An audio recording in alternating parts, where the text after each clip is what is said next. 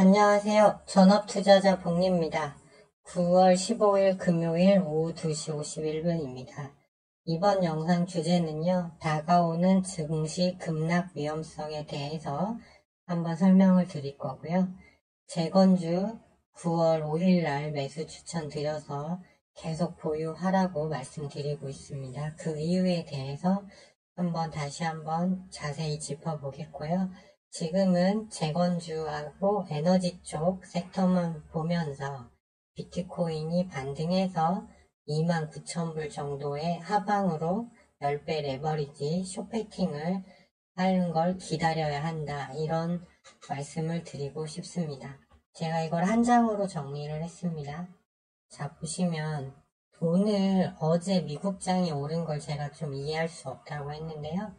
소비자 물가는 유가 상승에 따라 올랐고, 근원 소비자 물가 지수는 여기에 이제 중고차 가격, 주거비, 임대료 등이 다 이제 포함되다 보니까 소폭 내려왔습니다. 그래서 시장에서는 더 이상의 금리 인상도 없을 것이고, 어제 유럽이 중앙은행이 4.25% 금리 인상했는데, 이제 끝났다라고 보고 있는 것 같아요. 미국도 마찬가지죠. 그러니까 시장이 올랐겠죠. 근데 항상 보시면 여기 작년에 물가가 올라갈 때를 보시면 근원보다는 항상 헤드라인 CPI, 즉 곡물과 에너지 가격을 합산해서 물가를 산출하는 헤드라인 CPI가 먼저 올라갔습니다. 근데 이 반등이 나왔는데 추후 금리 인상이 없다라는 식으로 시장은 반응하고 있죠. 현재 유가는 사우디와 러시아가 적극적인 감산을 하고 있고, 또 원유 재고가 많이 부족한 상태예요. 그리고 이제 겨울철이 다가오고 있잖아요. 그래서 맹렬한 속도로 지금 브렌트유가 94불을 돌파 중입니다. 이게 계속 올라가면 헤드라인 CPI는 위로 계속 올라오고, 근원도 유가가 영향을 줘서 다시 반등하겠죠. 그리고 달러, 작년에 증시가 1년간 급락할 때 보면 유가가 오르면서 헤드라인 CPI가 올랐고 달러가 강세가 됐습니다. 근데 달러도 지금 105까지 올라온 상태예요. 그렇기 때문에 시장이 전혀 안도랠리를 펼칠 수 있는 구간은 아니라고 보고 있습니다.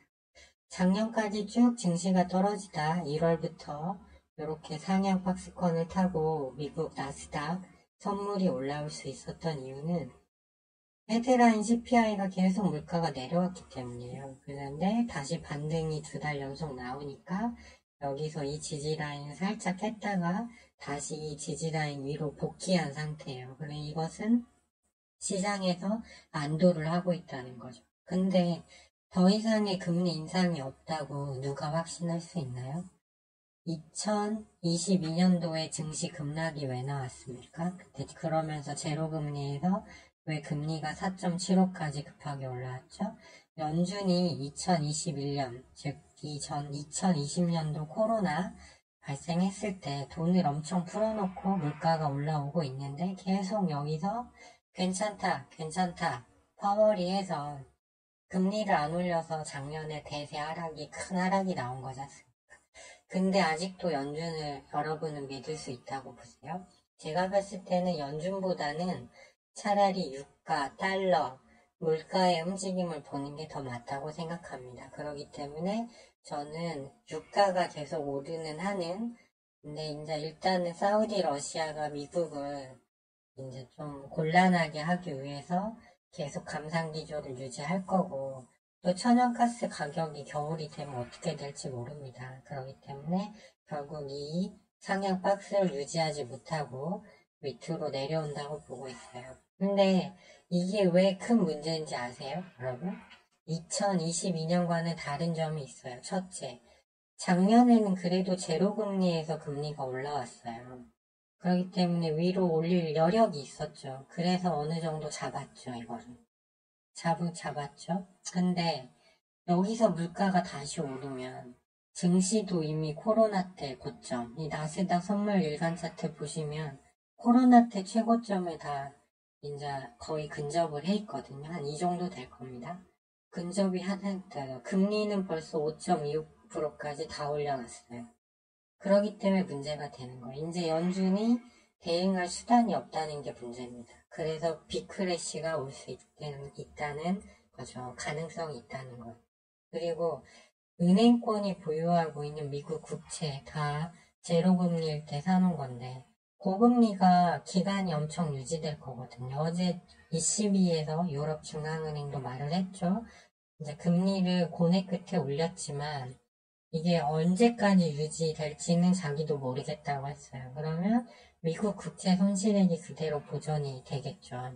보존이 안 되죠, 이게.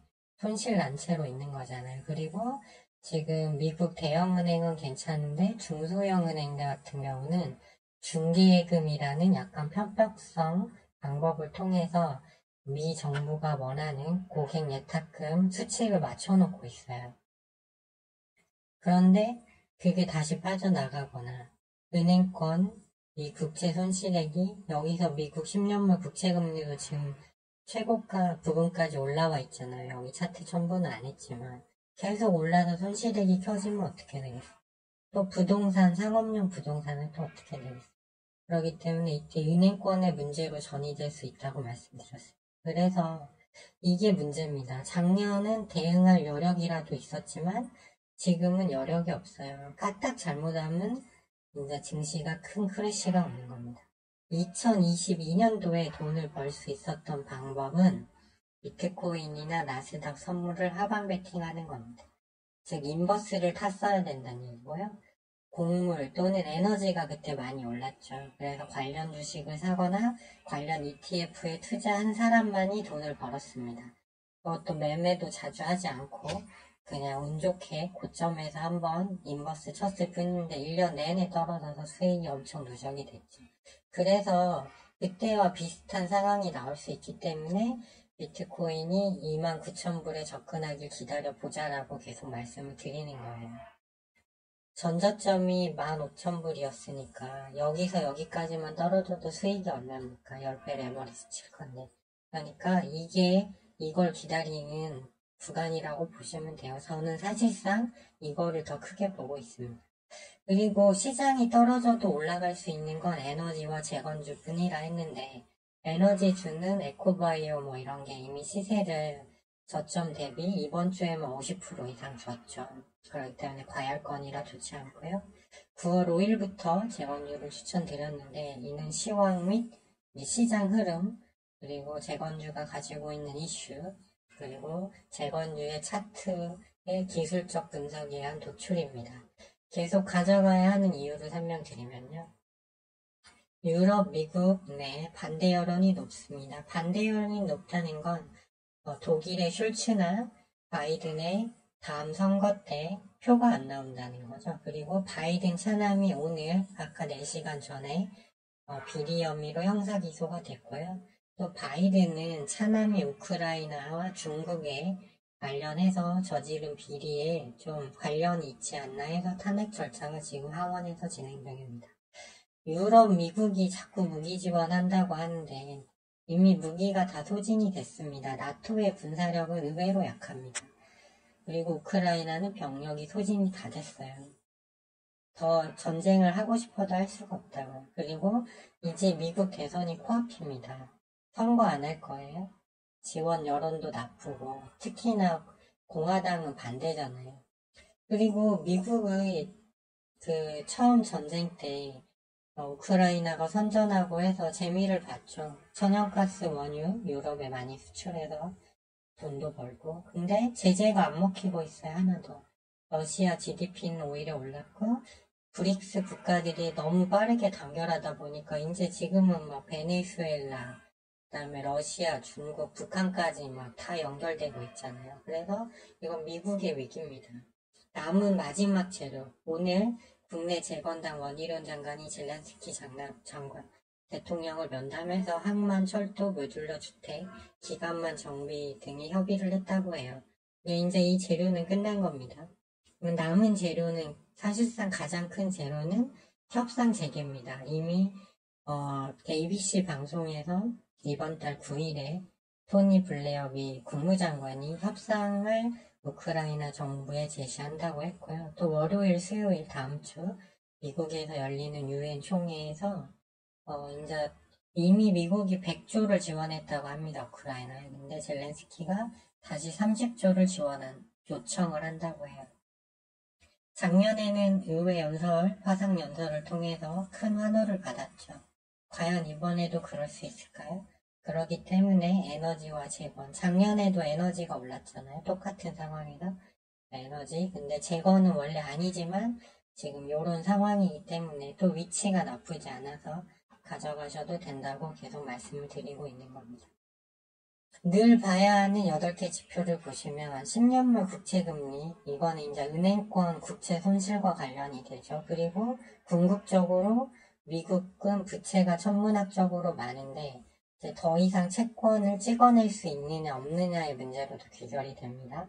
정고점을 계속 큐다이 하려는 모습. 달러도 105까지 접근을 해서 정고를 다시 돌파하려는 흐름. 유가는 계속 오르고 있죠. 천연가스는 소폭 하락 중이지만 어떻게 될지 모르고. 그렇기 때문에 지금의 흐름이 제가 이해가 되지 않는 겁니다. 그리고 다행히 비트코인은 올라오고 있습니다. 부지런히 올라와서 요 하단선 접근하면 숏을 칠 겁니다. 기다려야겠죠. 그리고 국내 증시를 보면 어제는 또 선물옵션 동시 만기일이어서 기관 자금이 1조 2천억이 들어와서 시장이 올랐죠. 근데 오늘 또 사고 있습니다. 왜 그러냐면 외국인이 오늘 또 선물을 21,000계약 강하게 사들이고 있어요. 근데 계속 말씀드렸듯이 우리 증시는 미국장을 따라갈 수밖에 없고 외국인이 주식을 안 사면 결국 못 오르는 구조입니다. 근데 선물은 사는데, 즉 선물 시장에서는 장사를 해서 돈을 벌어가는데 주식은 일부 주식만 사고 있어요. 그리고 금융투자는 단기 자금이라 이거는 단타라고 보시면 돼요. 상황은 언제든지 뒤바뀔 수 있다. 그래서 시장을 좋게 보지 않고 있고요. 2차 전지가 코스피를 대표하는데 차트 흐름 보세요. 20일 2편 계속 잠기면서 떨어지잖아요. 그러니까 갈 수가 없죠, 지수가. 에코프로비엠은 아예 이제 120일선까지 테스트하러 가게 생겼습니다. 그리고 삼성전자랑 SK하이닉스는 외국인이 선별적으로 사고 있지만 나머지 우량주들은 다 하락입니다. 그리고 오늘 어제 반도체 올랐다 오늘 다 빠지고 있고, 그 다음에 전기 관련도 좀 오르지만 뭐 그렇고, 화장품 좀 오르지만 거래량도 없이 좀 의미 없고, 그 다음에 최근에 주독 섹터라고 할 수 있는 바이오가 이제 오늘, 왜 그러냐면 어떤 섹터가 계속 올라갈 수는 없거든요. 올라가면 떨어지기 마련입니다. 그런데 그 자리가 오니까 이제 바이오가 오늘 코스닥 0.23% 하락, 코스피는 1.14 상승 중인데도 밀리고, 신기술, 로봇, 인공지능, 자율주행도 다 밀리죠. 얘네도 고점이 다 왔거든요. 그래서 신규 상장 몇 개 움직이고, 에너지주는 에코바이오 이런 애들이 너무 시세를 많이 줬어요. 그 대신 이번 주말에 추천드린 GNC 에너지는 현재 보유 비중은 계속 가져도 되고요. 좀 더 내려오면 추매하셔도 된다고 말씀드렸습니다. 재건주 움직임을 보면 위치 이격이 크지 않다고 계속 말씀드리고 있습니다. 주봉을 보면 아직 밑단이에요, 다. 오늘은 진성TC랑 건설기계도 밑단이고, SY도 신고가에서 떨어지긴 힘들다고 말씀드렸잖아요. 계속 위로 올라갈 거라. 근데 이것도 매도할 필요 없고요. 삼부토건이 이제는 가져야 되는 시점인데 좀 애들 많이 태우고 있습니다. 하지만 결국은 갈 걸로 보고 있고, 주봉을 보시면 여기서 1차 상승 나오고 여기서 주봉상 5일선 지지받고 웅크리고 있잖아요. 그러니까 문제가 없다고 보는 겁니다. 그 다음에 저는 유신을 갖고 있는데 유신도 마찬가지죠. 이 주봉상 아직 올라간 게 없습니다. 네, 금강공업도 마찬가지고요. 그래서 아까 설명드렸듯이 이제 재건주 마지막 남은 호재는 러시아 우크라이나 협상 재개인데 그 시기가 빠르면 좋겠죠. 그러면 요 에코바이오 그때 일요일날 추천드렸던 월요일날 좀 일찍 매도했는데 이것처럼 단기간에 요런 시세가 협상 얘기가 나오면 재건 쪽에서 나올 수 있다는 겁니다. 왜 그러냐면 지금 시장 수급이 제한적이라 갈 수 있는 섹터가 제한적이에요. 코스피 이렇게 올라오면 뭐합니까? 신용잔고 아직도 안 줄었어요. 20조천억입니다. 이거 나중에 이제 제가 생각하는 크러쉬 구간이 오면 이게 이제 내관이 되겠죠. 고객 예탁금은 들지도 않고. 그렇기 때문에 지금은 이런 단발성으로 올라오고, 물론 제 생각과 반대로 시장이 계속 강할 수도 있습니다. 그러면 좋겠죠. 그러면 그때 이제 반도체라든가 시세를 중기적으로 줄 수 있는 걸 사면 되고, 재건주도 계속 가져가면 됩니다. 시장이 좋으면 재건주도 안 빠질 거니까요. 하지만 그런 상황이 아니라면 에너지와 일단은 저는 재건주를 가장 좋게 보고 있기 때문에 이쪽을 계속 대응하면서 이제 비트코인 하방 베팅을 기다려보자. 이렇게 말씀을 드리고 싶습니다. 네, 이게 답니다. 투자는 단순한 게 좋고요. 이게 너무 지루하다고 생각할 수도 있어요. 산부토거나 징하게 안 간다. 저도 같은 의견입니다. 하지만 다른 종목에 최근에 오르던 이 신기술, 로봇, 자율주행, 인공지능, 그다음에 바이오를 고점을 잡아서 손실날 확률을 없앤 거잖아요. 그러니까 자본금을 잃지 않고 꾸준히 누적시키는 게 중요하기 때문에 저는 이런 전략을 계속 여러분께 설명드리고 저 또한 이렇게 하고 있는 겁니다. 그래서 일단은 크러쉬가 나올 확률은 여전히 높다. 하지만 아직은 아니니까 재건주 계속 가져가면서 이제 대응을 하자. 아마 곧 기류의 변화가 있을 걸로 보고 있습니다. 네, 오늘 영상이 좀 길어졌어요. 네, 하지만 꼭 중요한 부분이기 때문에 말씀을 드렸습니다. 시청해주셔서 감사하고요. 도움이 되셨다면 좋아요와 구독 신청 또 댓글도 많이 부탁드립니다.